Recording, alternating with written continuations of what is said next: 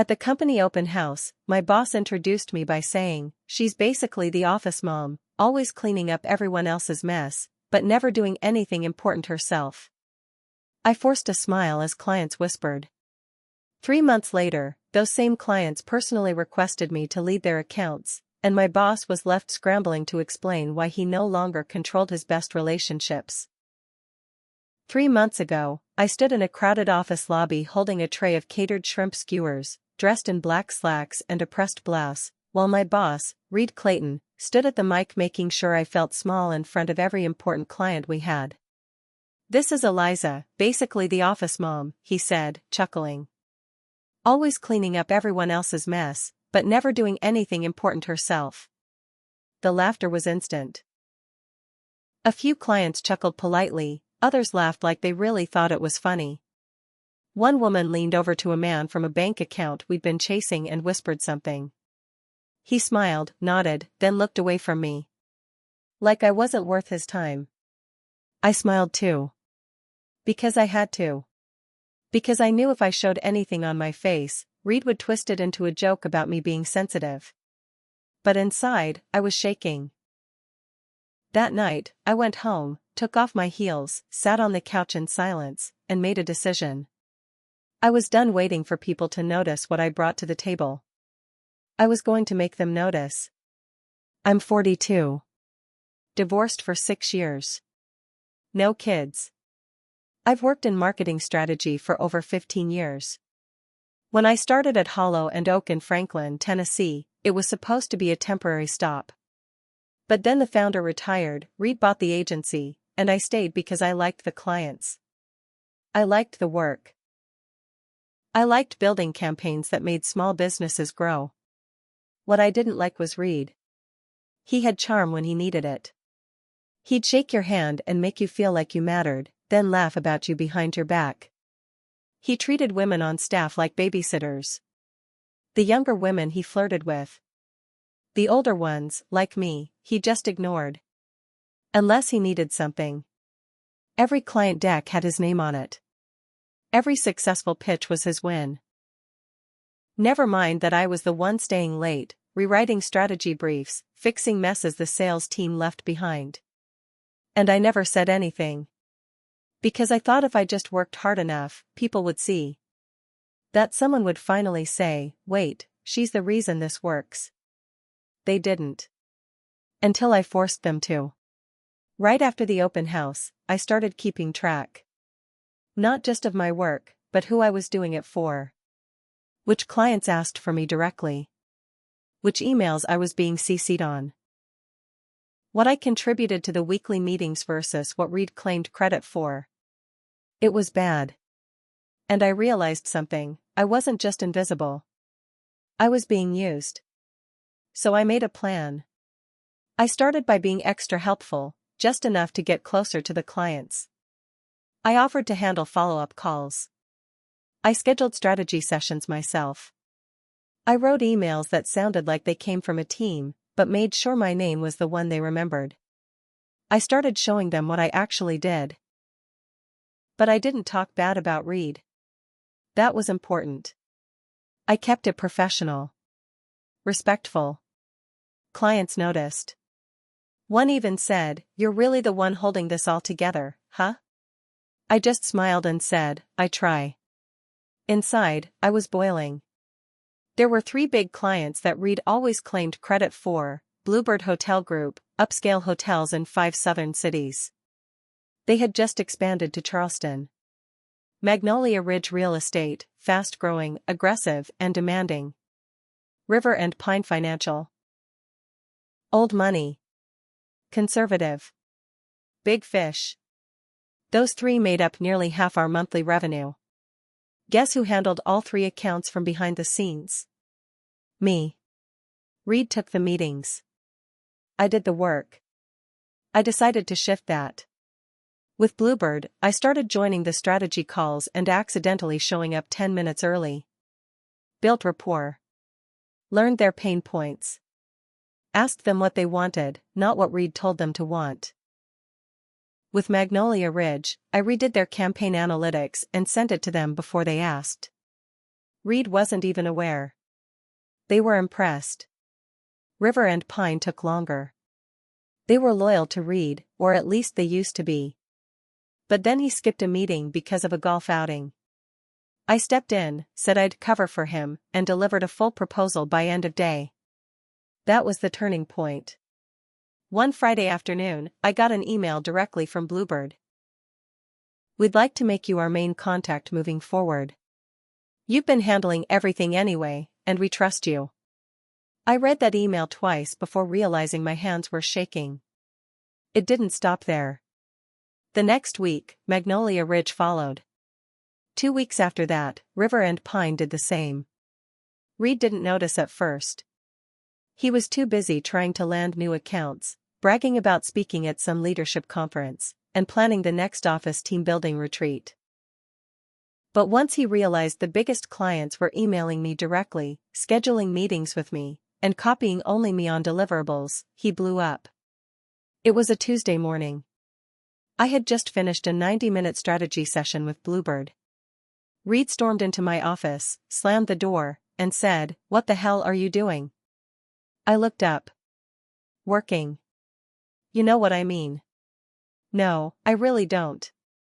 "Don't play dumb, Eliza. You've been cutting me out." I raised my eyebrows. "They asked for me." He didn't like that. He walked closer. Leaned over my desk.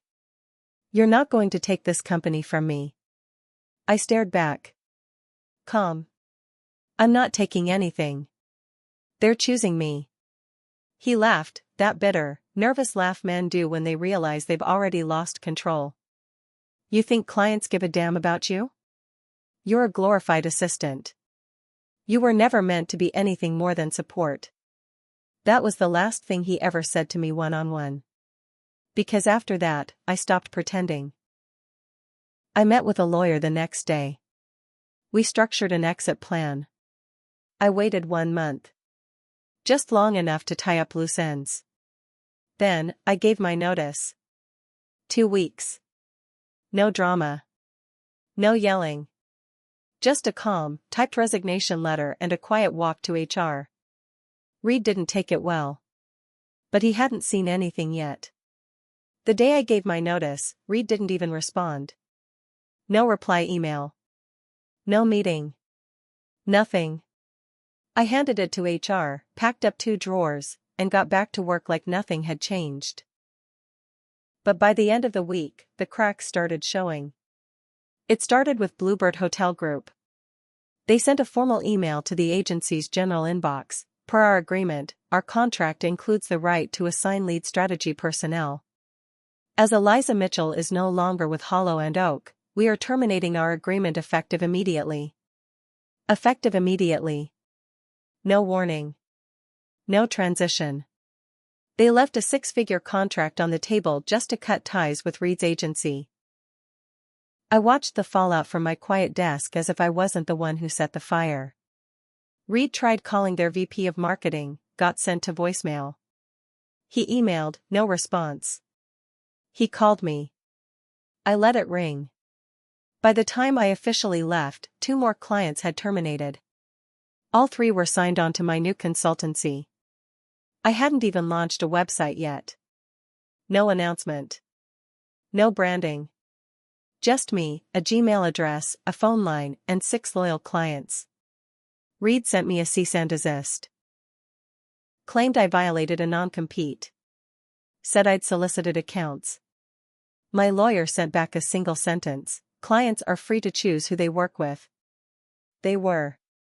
And they did. But the part one didn't expect? Some of my former coworkers started turning on me.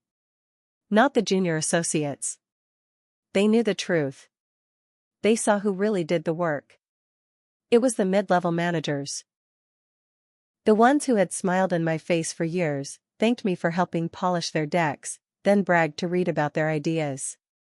One of them, a guy named Marcus, started calling clients behind my back, telling them I wasn't scaling yet, that I couldn't handle growth, and that they should reconsider trusting someone without a team.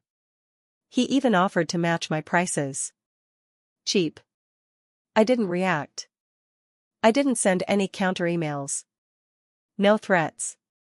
I just got to work. Every time one of my clients mentioned Marcus or someone else from Hollow and Oak trying to swoop in, I stayed calm. I understand. They're trying to keep the business alive, I said. Let me know if you ever need anything reviewed. Then I went above and beyond. Monthly analytics reports? I did weekly. I added free press release reviews. Helped one of them restructure their annual budget.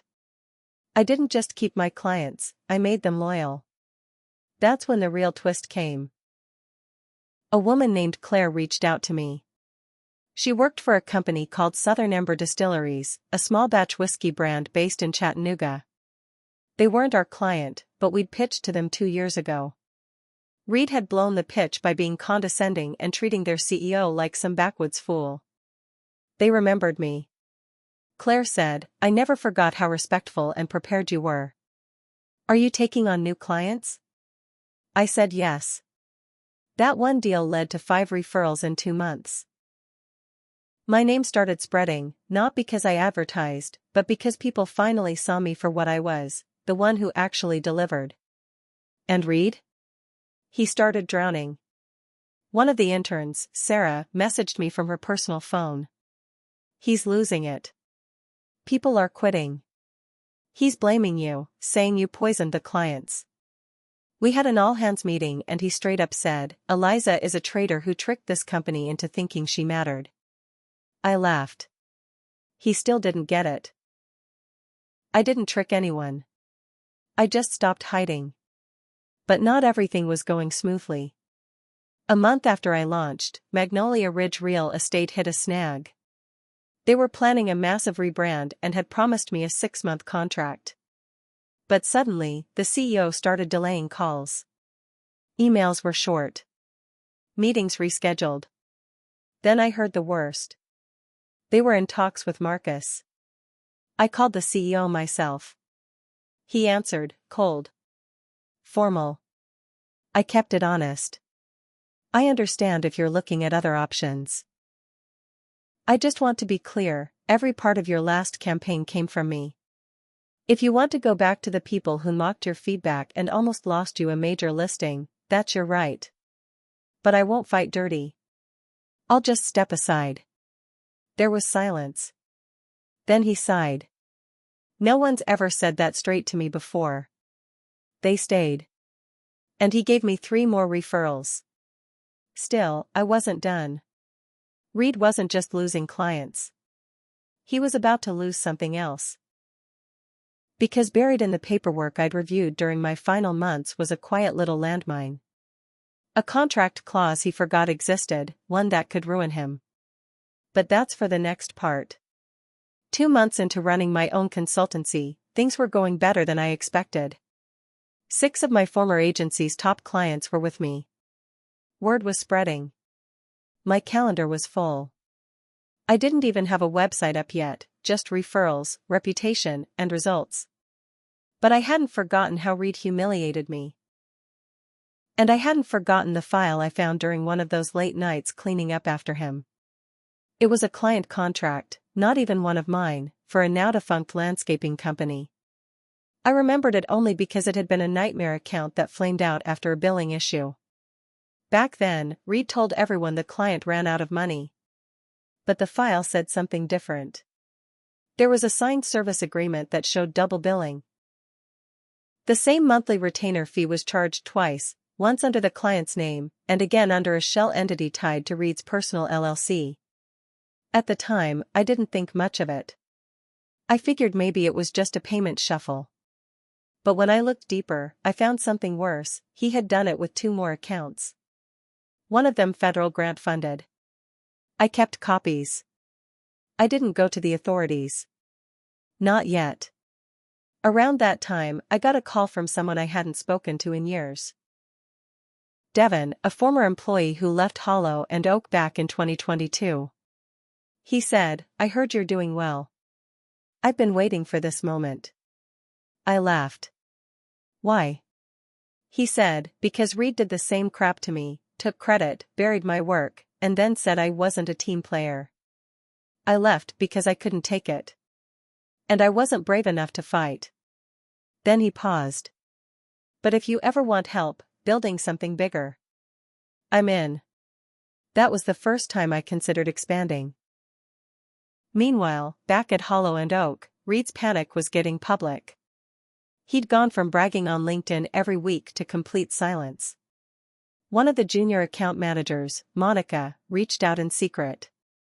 Said Reed had cut salaries and was making people sign strict NDAs. She was scared. She'd just bought a house. I didn't offer her a job, not yet.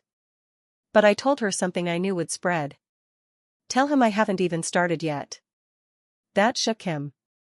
I know it did. Because 2 days later, he showed up at my office.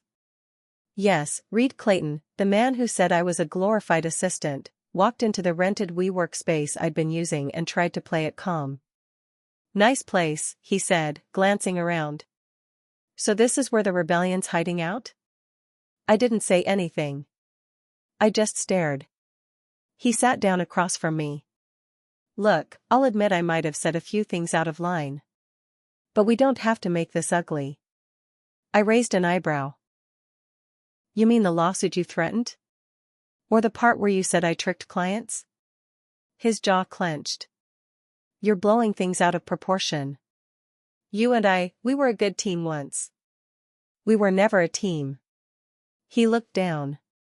I'm trying to be reasonable here. No. You're trying to stop the bleeding. But it's already too late. That's when I handed him a sealed envelope. His name was on it. Inside were the copies of the double billing contracts. No threats. No notes. Just proof. I said, you ever try to drag my name through the mud again, I send that to the IRS, your board, and the state attorney general. In that order. His face strained. He stood up without saying a word and left. I thought that would be the end of it. But it wasn't. Because Reed didn't just want to stop me, he wanted to ruin me.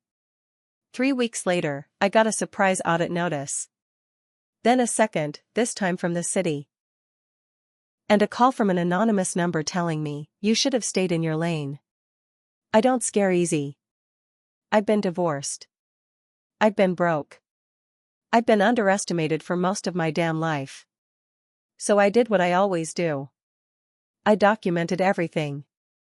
I got a forensic accountant. I filed every receipt, every statement, every email. I stayed clean. But it made me realize something, Reed wasn't going to stop until he crashed into a wall. So I decided to build it for him. I reached out to a contact I'd helped once, a woman named Nina who worked in communications for a regional business journal. I gave her a quiet tip, a mid-size marketing firm is hemorrhaging clients after internal allegations of unethical billing. Might be worth looking into. She did. And she found everything. 2 weeks later, the headline dropped, internal collapse at Hollow and Oak, clients walk, former employees speak out on toxic culture, the story didn't name me. But everyone in the industry knew. And I wasn't done yet. When the article hit, Reed tried to act like it was fake news. He went online, posted a 3-paragraph response about jealous former employees and how he was more focused than ever. But clients don't care about ego posts when their names are tied to unethical billing. Especially when they start getting questions from their own boards. Their lawyers. And the ones who hadn't left yet? They did now. Within 10 days of the article, 4 more clients walked. By the end of the month, Hollow and Oak was down to 2 active accounts. Neither was profitable. But the real fallout came when the state compliance board opened an inquiry. One of Reed's past clients, a nonprofit, had used grant money. The same nonprofit he double-billed. Someone tipped off the oversight office. That someone was me. I didn't do it out of spite.